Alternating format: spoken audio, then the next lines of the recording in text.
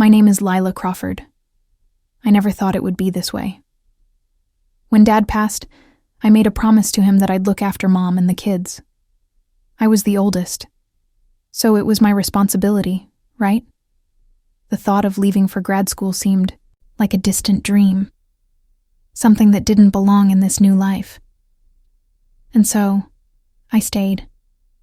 I worked 2 jobs, sometimes 3, to keep everything afloat. I hustled in ways no one knew about. No one saw the nights I'd sit in my car, too tired to go inside, just so I could finish some paperwork or answer one more email. I poured my whole self into our life.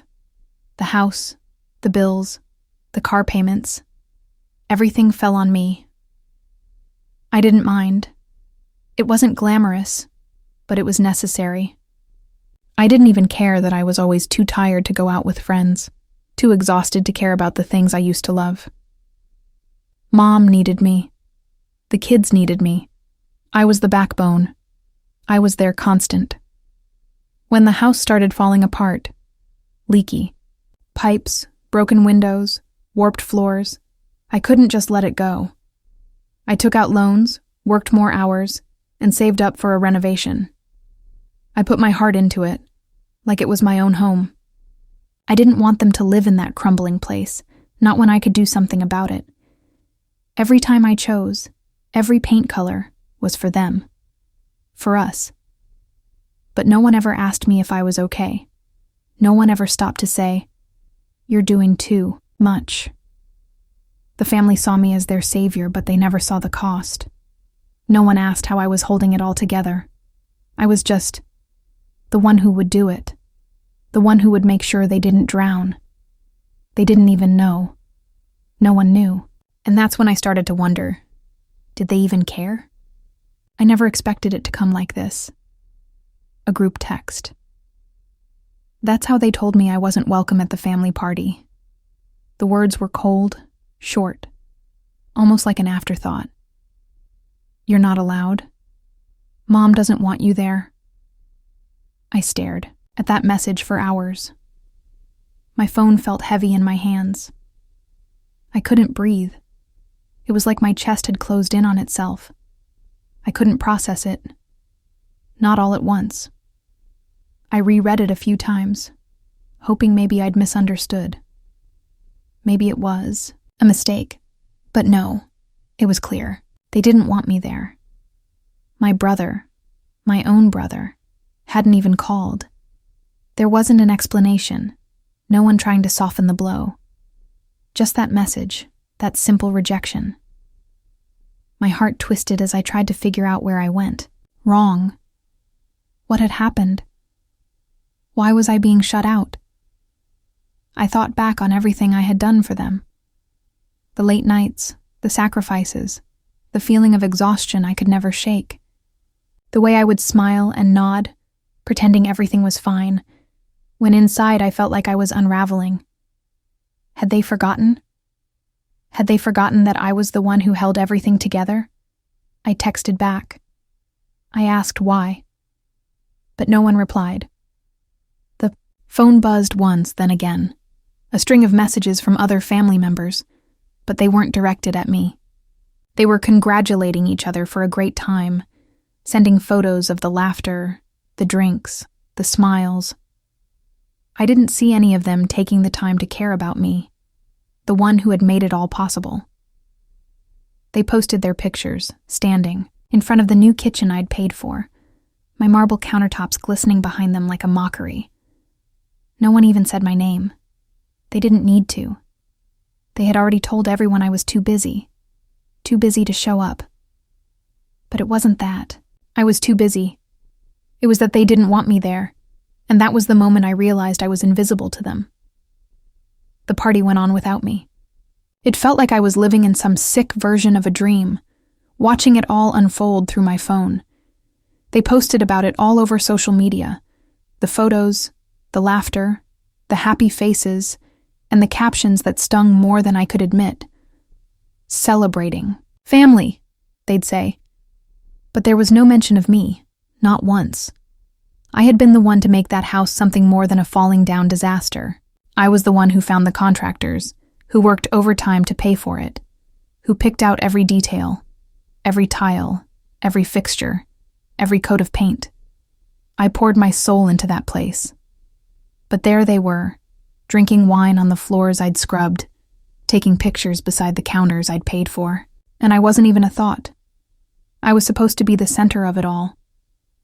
I had given up so much, my youth, my freedom, my future, for this, for them. I didn't expect any grand gestures or a parade, but I didn't think I'd be erased either. I didn't think they'd turn my own house into a stage for their celebrations without even considering what it meant for me. I wasn't even worth a call. My phone buzzed again, and it was another message, this time from my younger sister. "We missed you tonight," she wrote, but it wasn't the kind of message that held any weight. It felt like a polite afterthought. "We missed you" wasn't the same as "we need you here" or "we want you here." It wasn't the same as fighting for me, as standing up for me. They were all happy in that house, in that moment. I saw their smiles, the glasses raised to each other, the laughter spilling out of the rooms I'd worked so hard to make beautiful. I felt small, like a stranger in my own life. And they didn't even know it. They didn't even see how much they'd hurt me. They were too busy to realize that they had taken everything I'd done for granted. And maybe that's when I realized I'd been invisible for too long. They had taken everything, and it was time for me to take it back. I sat in the silence of my empty apartment, the weight of everything pressing down on me. I couldn't stop thinking about the party, about how easily they'd turned their backs on me. For years, I'd given everything, my time, my energy, my future. And this is how they repaid me? By celebrating in the house, I had fought to rebuild, the one I had sacrificed my own dreams for. It felt like a betrayal so deep it was hard to breathe. I kept replaying the moments in my head, the way they laughed without me, the way they acted as if my absence didn't even matter, and I couldn't escape it. I couldn't shake the image of them on my floors, drinking wine from glasses I'd never seen. They were so carefree, so content, and I was the one left behind, the one who had carried all the weight for so long and now didn't even have a place in their lives. The house that should have been our home, my home, was nothing but a symbol of my erasure. It wasn't just the physical space. It was everything that had led to this moment. The endless sacrifices, the nights I stayed up worrying about bills, the way I'd lost myself, just to make sure they were okay. I kept thinking about the little things, the way my mom never seemed to notice how tired I was, how she always relied on me like I was the only one who could handle it. The way my siblings didn't realize how much they depended on me until I wasn't there. They didn't see the cracks forming in me because I kept patching them up. I kept pretending like it didn't hurt, like I didn't care. But I did. I cared so much that it nearly destroyed me. I had kept giving, until there was nothing left. And that night, when I saw them all together, laughing without a care, it felt like the last straw. It wasn't just about the party, it was about everything that led to it. And I knew deep down that I had to stop. I couldn't keep giving when they didn't even see me anymore. That was when I realized I had to take control back. I couldn't keep pretending to be the person they wanted me to be. The person who silently carried all the weight. The person who let them walk all over her. No, I had to do something. For myself, I had made one decision. One small, quiet decision that would change everything. It wasn't something I had bragged about or shared with anyone, just a little precaution I had taken while working on the renovation, something that seemed so insignificant at the time. When I paid for the work, I had the deed transferred to my name. I knew the house was mine, but no one else did. Not even Mom. Not even my siblings. It wasn't an act of malice at first. It wasn't even meant to be a power move. It was just a quiet step I took to protect myself. Because deep down, I knew that even after everything I had done, there was a chance they might turn on me. They never saw the sacrifices I made. They never understood the weight of the decisions I carried. But I had to be prepared. I had to have something for myself. So I made sure the house was legally mine, even though no one else knew it. That's what I kept coming back to when the reality of the situation hit me. The house was mine. Not just the house, but everything I'd worked for. Everything I had poured my heart into was in my hands. And when I thought about it, I realized that the betrayal wasn't just about the party. It wasn't just about the hurtful silence. It was about everything I had given up, everything they had taken without even asking. I had carried this weight for so long, but now I held the power to change it. It wasn't just about the house. It was about finally taking back what was mine. It was about standing up for myself in a way that I had never done before. They had taken me for granted, and now it was my turn to make a stand. I wasn't angry anymore. I was calm.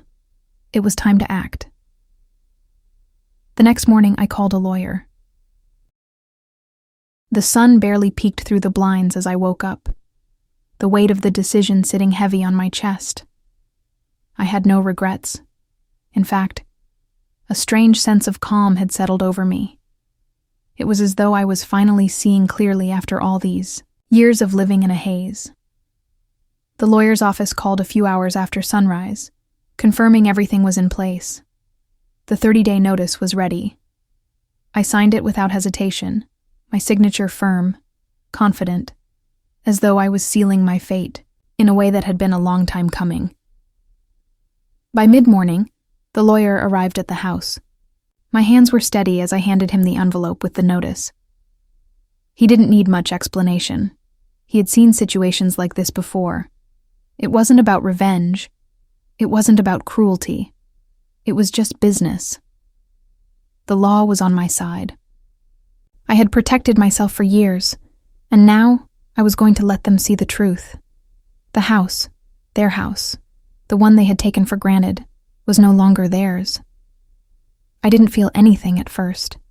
No anger, no bitterness. It wasn't about them anymore. It was about me, about taking my life back. But when the lawyer left, and I stood there alone, looking at the home I had fought for, something inside me shifted. I had always believed in family, in loyalty, in doing everything for the people you love. But now, for the first time in my life, I was choosing myself. I wasn't just holding a piece of paper. I was holding the key to my own freedom. The door closed behind the lawyer, and I felt a weight lift off my shoulders. No more pretending. No more walking on eggshells. The key. Next 30 days would be hard, I knew that. There would be tears. There would be shouting. There would be accusations. But I had made a choice. A choice that was mine, and mine alone. And as I looked out the window at the house that had been my life for so long, I realized I had finally taken the first step towards something better. The phone call started right after the lawyer left. First, it was Mom. Her voice cracked on the other end of the line. "Lila, what have you done?" she pleaded. I could hear her tears, the pain in her words. But it wasn't the kind of pain that made me want to run to her. It was the kind of pain that made me realize how much she had always relied on me without ever truly seeing me. "Mom, you've had your chance to see me," I said, my voice steady, though the storm inside me raged. "You never asked. You never saw everything I was doing, everything I was sacrificing. I wasn't just paying bills and fixing things. I was losing myself, and you didn't care. None of you cared." She begged, telling me that family was everything, that this was a mistake. But I could hear it, the way she was trying to convince herself more than me, the way she wanted me to stay in the role I had played for so long, the quiet, strong one, who kept everything together. No questions asked. She wanted me to stay small. Then my younger brother called. His voice was sharp, defensive.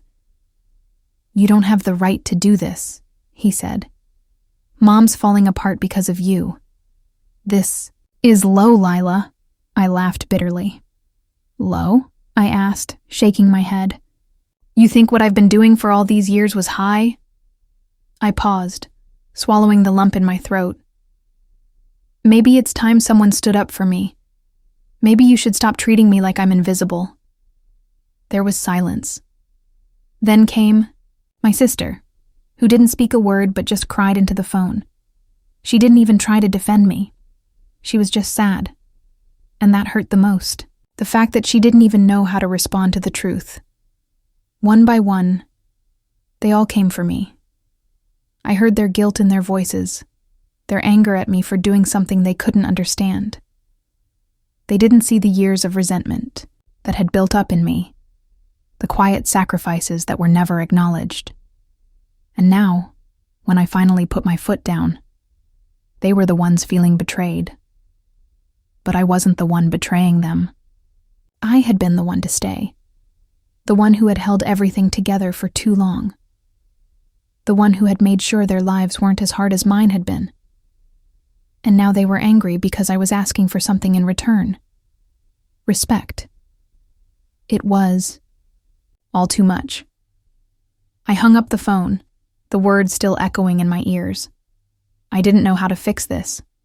Maybe I couldn't. But what I did know was that I wasn't going to apologize for doing what was right for me.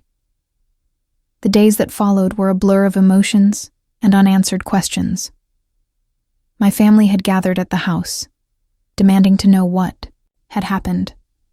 They were hurt, confused, and angry, and they had every right to feel that way. But none of them understood the depth of what they had done. They didn't understand that this wasn't just about the house, about the deed or the money.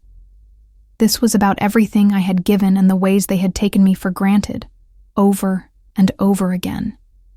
They were shouting, all of them now, trying to make sense of my actions. "You're punishing us," my brother said, his voice sharp and accusing. "You're punishing Mom for something she didn't even do." But that's where they were wrong. This wasn't punishment. It was self-preservation. I hadn't done this to hurt them. I'd done it because I had to. For years, I'd been the one to carry the weight of the world for them, never once asking for anything in return. But I had gotten nothing. They didn't see the sacrifices. They didn't notice the exhaustion in my eyes, the way I had given up my own dreams, my own life, to keep theirs intact. "You don't see it, do you?" I said, my voice quiet but firm. "None of you see how much I've given up, how much I've held back just so you could be okay. I've been invisible to you for so long, and I'm done being that way." My mom stood in the corner, her arms crossed. She didn't speak at first, just watched me with those sad, disappointed eyes. But when she finally spoke, it was like a knife to my chest. "You've always been so angry, Lila," she said softly. "Why can't you just be happy for us? Why can't you just be a part of the family again?" I wanted to scream. I wanted to tell her everything that had been building up inside me for years. But instead, I just stood there, holding my ground. I can't be a part of a family that doesn't see me, that only sees what I do for them and not who I am. I can't keep giving when no one is even asking if I'm okay. It wasn't about them. It wasn't even about the house anymore. It was about me. It was about reclaiming my life, my identity, my peace. They didn't get it. They probably never would. But I wasn't going to apologize for it. Not anymore. The days after the confrontation were quiet. Too quiet. My phone remained silent, except for the occasional text from my siblings, each of them trying to understand, trying to make sense of what had happened, trying to mend the rift I had created. But I didn't reply. I couldn't. The weight of the decisions I'd made, the choice I'd finally given myself, was too heavy to just wash away with empty words or meaningless apologies. The house felt different now. It wasn't the home I'd lived in, the one I'd worked to make beautiful. No, this was my home now. And as much as it hurt to stand in the middle of it, surrounded by all the memories of things I'd done for others, I finally felt something I hadn't felt in years. Peace. For the first time in so long, I wasn't looking over my shoulder, wondering if I was giving too much, if I was losing myself all over again. I wasn't hiding in the shadows anymore. I sat in the living room, my fingers tracing the edge of the coffee table I'd chosen, the couch I'd picked out, the rug I'd bought with money I'd earned.